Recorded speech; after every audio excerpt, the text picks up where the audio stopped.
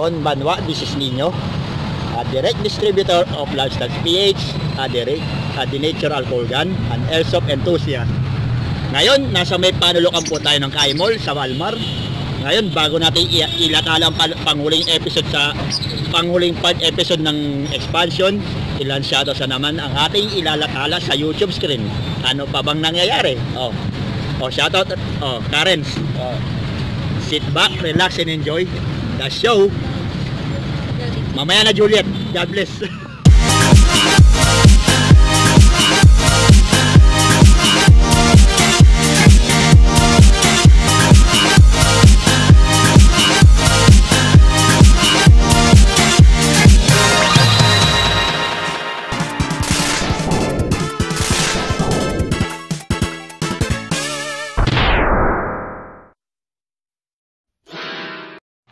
Now, we have already given the shoutout, so may bago na naman po tayong ito yung pinaka part 4 episode ng Reverse Expansion na dapat nating i-share sa atin sa mga viewers natin sa mga masugid natin mga viewers natin dyan. So, anong hintay natin? Christmas? Starteran na natin. So, ito on the part 4 episode on Reverse Expansion known as that tank, yung sinasabi nating Andila. Oops, bago natin simulan yan, may shoutout na naman po ulit. Eto, Mangkano Racing Team, sabi ni Ali Bebang at Mona Kiki. Sige, wala nang paligoy-ligoy pa, simulan na natin ang tinatawag nating ang dila. Ito, datang. Ito, hango ito sa talata ng Biblia ng James o Santiago, James 3 verse 1 to 12. So masasabi natin dito sa talata ng Biblia, ito. My brothers, not many of you should become teachers. As you know, we teachers will be judged with greater strictness than others. Well, all of us often make mistakes, but if a person never makes a mistake about what he says, he is perfect and is also able to control his whole being. Pero hindi naman may sinasabi na ikaw mo wala kang pagkaamali sa sarili mo. Lahat ng tao siguro, kahit siguro yung presidente, nagkaamali rin. So, ibig sabihin nun, nobody's perfect. Walang perfectong tao sa mundo. Not even a perfecto thingy is not a perfect person. Diba? Continue tayo. We put a bit into the mouth of a horse to make it obey us, and we are able to make it go where we want.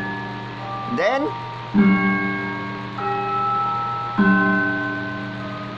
or think of a ship, big as it is and driven by such a strong winds, it can be steered by a very small rudder. Kumbaga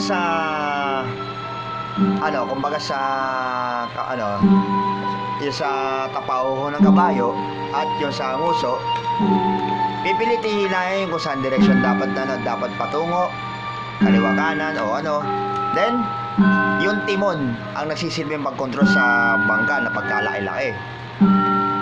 Well, and it goes wherever the pilot wants it to go. So it is with the tongue, small as it is, it can boast about great things. Sabihin na natin, ang dila lang ang walang palit sa mga yan. At yan ang pinakamalapit sa lahat, although maliit. Pero, kaya niyang banggitin lahat ng mga makapangyarihan sa salita dyan. Yan, parang si Jack, para yung tinatawag natin yung espiritista, gagamitin yung makapangyarihan dila. Pero wag yun. Ngunit ang topic natin dito ay ang dila, di ba? O ito. Kaya kasi naging makapangyarihan ng dila kasi nagagawin sa papuri, pwede rin mang alimura, mangbuska, lahat-lahat. O ito. Papaliwanag ko sa inyo kung paano nangyari makapangyarihan ng dila na to. O ito. Just think how large a forest can be set on fire by a tiny flame. And that tongue is like a fire. O, kita nyo? Isang pirasong baga na sigarilyo, kaya niyang tupukin na buong kagubatan sa bundok. Kaya sunugin yan. Ang lahat ng kagubatan na yan sa pamamagitan lamang ng isang maliit na apoy o baga ng sigarilyo. Diyan magsisimula ang matinding sunog. Kagaya ng dila, parang apoy din yan eh. O, di ba? It is a word of wrong occupying this place in our bodies and spreading evil through our whole being. Di ba? It sets on fire on the entire course of our existence with the fire that comes to it from hell itself. O, kita mo? Kita mo kung gano'ng katindi ang dila na yan na ginagamit sa mga nagmamarites, yung mga nagtutulis dyan sa tabi-tabi. Ay, ayan, sasabihin natin, pinakamakapangyarihan talaga. Pwede mamuri, pwede mangalimura, kaya na sinabi ko. So ito, man is able to tame and has tamed all other creatures, wild animals and birds, reptiles and fish, but no one has ever been able to tame that tongue. O, kita mo nyo? Lahat ng hayop kaya natin i-tame, kaya natin pamuhin, pero yung dilo parang ang hirap yata pamuhin, di ba? Parang ikaw, yung utak mo na yan kasi ang hirap pamuhin yan dahil alam mo na may ibig sabihin yan. Yung utak mo na yan kasing kitid lamang ng hibla ng buhok o ng molecular pag-iisip mo. Anong ibig ko sabihin nun? O, ano? Utak mo may ubo.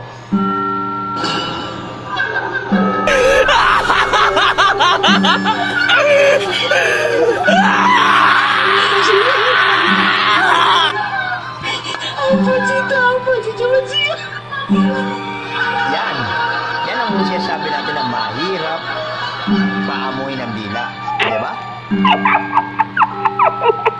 It is evil, ika nga. It is evil and uncontrollable, full of a deadly poison, parang katorno sa cobra, di ba? We use it to give thanks to our Lord and Father and also to curse our fellow man who is created in the likeness of God. O, kita nyo? Gaya na kita nyo? Ang dila na kasi ginagamit natin para magpuri sa Panginoon o di kaya mangsumpa sa mga kalaban. O, di ba? Ganun kasakit? Ganun kasakit yun. Words of thanksgiving and cursing pour out from the same mouth. O, di ba? My brothers, this should have not happened. No spring of water pours out sweet water and bitter water from the same opening. Ayan. And then a fig tree, my brothers, cannot bear olives, a grapevine cannot bear figs, nor can a salty spring produce sweet water. Okay, kita mo? Ang dila kasi na yan, ang nagsisilbing yung ginagamit natin na kumbaga sa science, ginagamit natin yung panlasa na yan. Hindi lang sa ginagamit yung kung paano natin nilalasahan yung mga pagkain. Ginagamit din natin sa tinatawag natin na papuri at pasasalamat sa Panginoon. Hindi lang yan.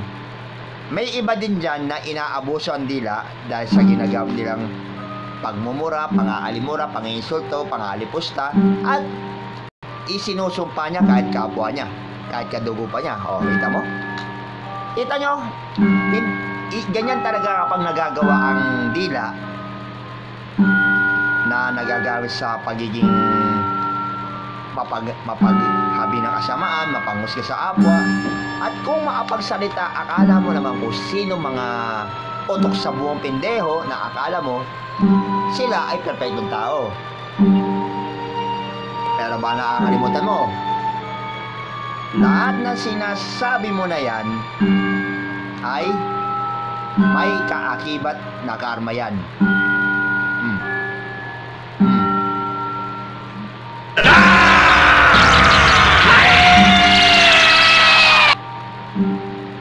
Sabihin ko sa inyo to, kapatid. Ang salita mo at ang gawa mo, may kaakibat na karma yan. Pwede mag-boomerang effect sa'yo yan. O, diba? Kaya, ingat-ingat din sa paggamit ng dila na yan. Hindi lang sa panlasa, kundi sa mga pinagsasabi mo na hindi mo pinag-isipan ng marami.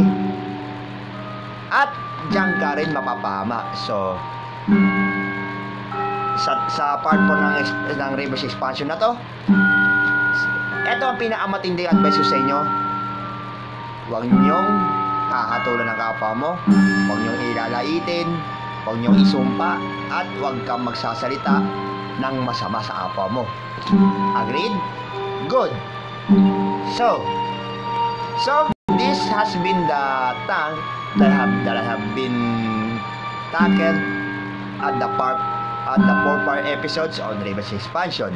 So, we have to end this vlog for now. This is Nino, a direct distributor of Lifestyles PH, a Denature Alcohol Gun, and Airsoft enthusiast.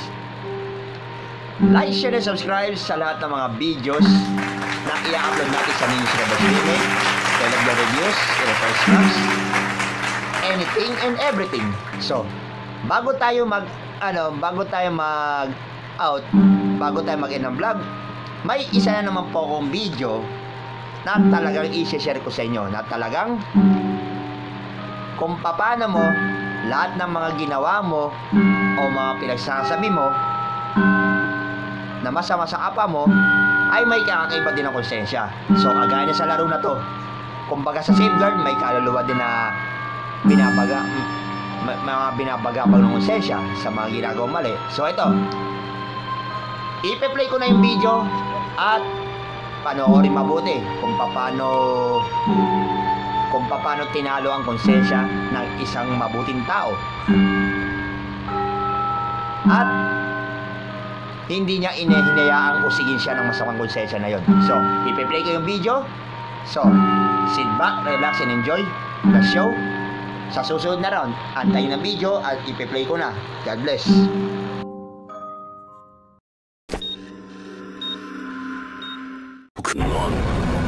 尋常ならざる力の波動は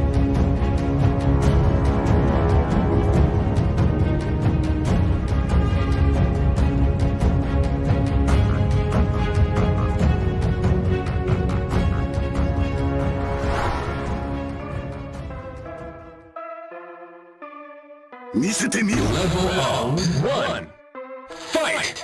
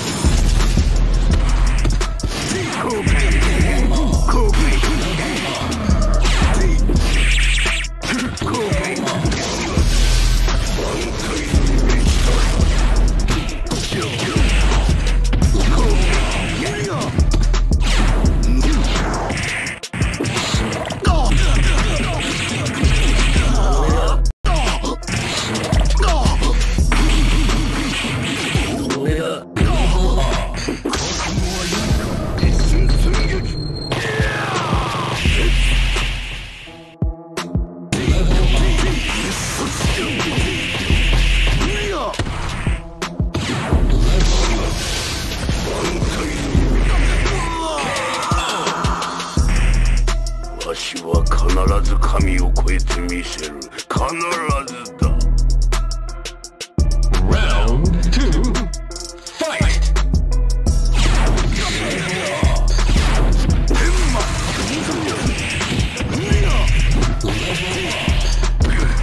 後悔無理だ無理だ無理だ。食後は良いぞ。無理だ。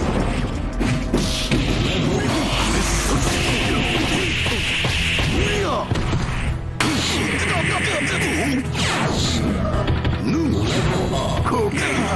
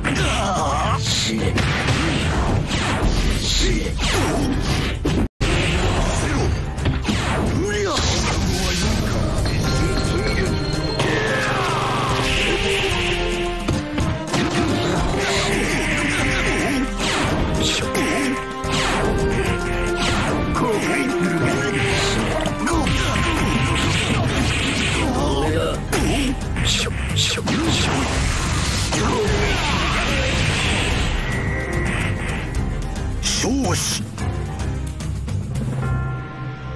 Round 3. Fight! 後悔するがいい。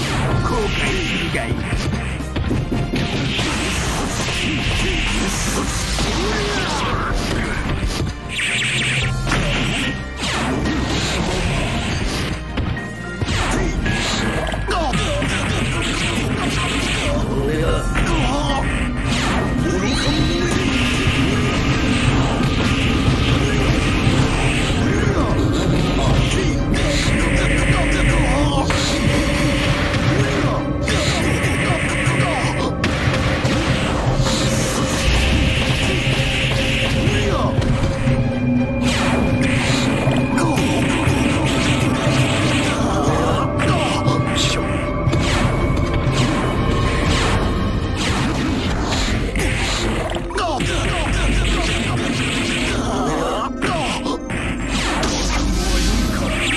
だけよ。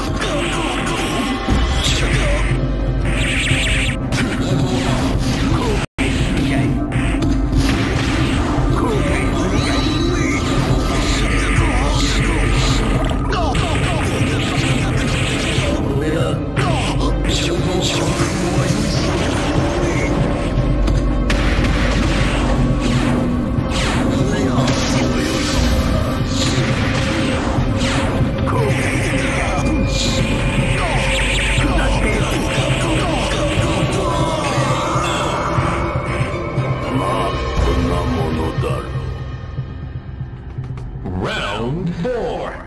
Level up. Level up.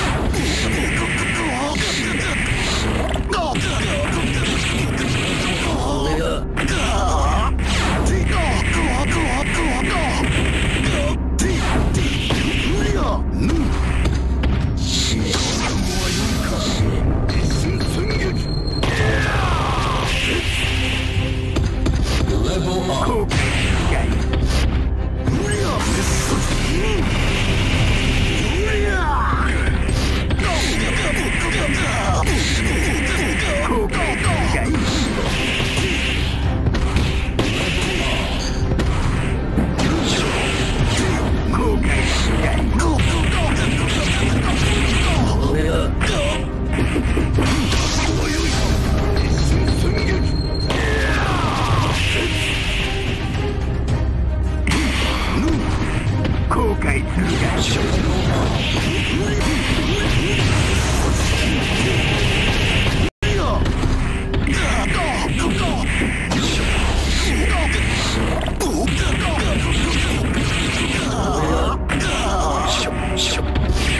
砕けよ。